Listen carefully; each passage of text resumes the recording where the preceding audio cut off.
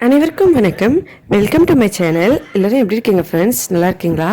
இந்த வீடியோவில் ரொம்பவே டிஃப்ரெண்ட்டான ஒரு பஜ்ஜி எப்படி செய்கிறதுன்னு சொல்லி பார்க்கலாம். இதில் நம்ம சட்னி வச்சு செய்ய போகிறோம். நம்மளோட இந்த சேனல் நீங்கள் இப்போ தான் ஃபஸ்ட் டைம் பார்க்குறீங்கன்னா ப்ளீஸ் ஃப்ரெண்ட்ஸ் மறக்காமல் சப்ஸ்கிரைப் பண்ணிக்கோங்க. அதோட பக்கத்தில் இருக்க பெல் பட்டனையும் ப்ரெஸ் பண்ணிக்கோங்க. இதனால் நம்ம எப்போ புதுசாக வீடியோஸ் அப்லோட் பண்ணாலும் எல்லா வீடியோஸையும் நீங்கள் மிஸ் பண்ணாமல் உடனே பார்க்கலாம். இந்த சட்னி பஜ்ஜி செய்கிறதுக்கு முதல்ல நமக்கு ஏதாவது ஒரு சட்னி தேவைப்படும்.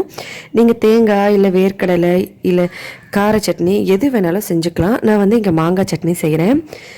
ஒரு பச்சை மிளகாயும் கொஞ்சம் கொத்தமல்லி இலையும் மாங்காய் ஒரு பாதி அளவு எடுத்து கட் பண்ணி வச்சுருக்கேன். இதில் உப்பு சேர்த்து கொஞ்சமாக தண்ணி ஊற்றி அரைச்சி எடுத்துக்கலாம்.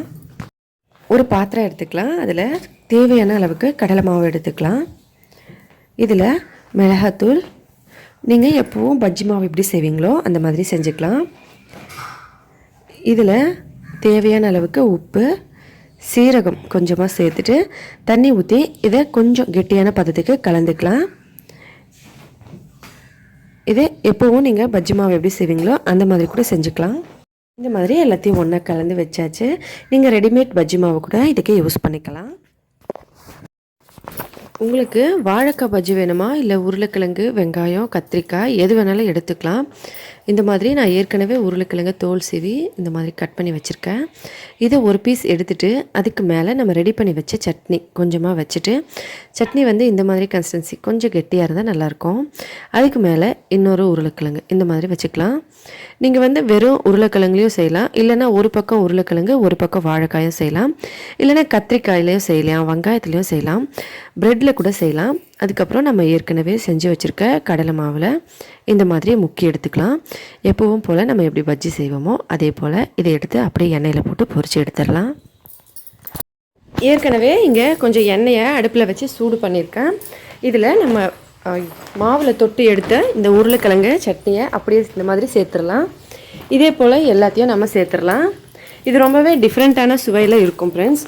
நம்ம எப்போவும் ஒரே மாதிரி பஜ்ஜி செய்கிறத விட இது கொஞ்சம் புதுசாக இருக்கும்.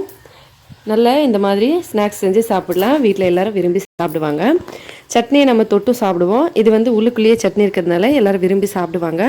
ஒரு புது விதமான பஜ்ஜியாக இது இருக்கும். கண்டிப்பாக ட்ரை பண்ணி பாருங்கள். இதில் நீங்கள் சோடா வேணும்னா போட்டுக்கலாம். ஏன்னா பொதுவாக பஜ்ஜி பக்கோடாலாம் செய்யும்போது ஒரு சிட்டிகை அளவுக்கு சோடா போடுவாங்க. பேக்கிங் சோடா இல்லைனா சோடா மாவு நம்ம இட்லி தோசைக்கு யூஸ் பண்ணுறது. அது போட்டால் நல்லா உப்பி வரும், அதனால் போடுவாங்க சீக்கிரமாக வேகிறதுக்காகவும். ஆனால் நம்ம இதில் எதுவுமே சேர்க்கலை. அப்போ கூட இது பார்க்குறதுக்கு எவ்வளோ சூப்பராக இருக்கும் பாருங்கள். இது இந்த மாதிரி கொஞ்சம் ஒட்டிக்கிற மாதிரி இருந்தால் இப்படி எடுத்துடலாம். அவ்வளோதான். பாருங்கள் ஃப்ரெண்ட்ஸ், எவ்வளோ சூப்பராக இது வெந்து வருது. ஸ்லோ ஃப்ளேமில், அதாவது மீடியம் ஃப்ளேமில் வச்சு இதை வேக வைங்க. நம்ம முதல்ல போடும்போது ஃப்ளேம் ஹையில் இருக்கணும். அதுக்கப்புறம் மீடியம் ஃப்ளேமில் வச்சு இந்த மாதிரி வேக வச்சு எடுத்துடலாம். பாருங்கள் எவ்வளோ சூப்பராக இருக்குது. மீடியம் ஃப்ளேம்லேயே வச்சு நம்ம இதை எல்லாத்தையும் செஞ்சு எடுக்கணும்.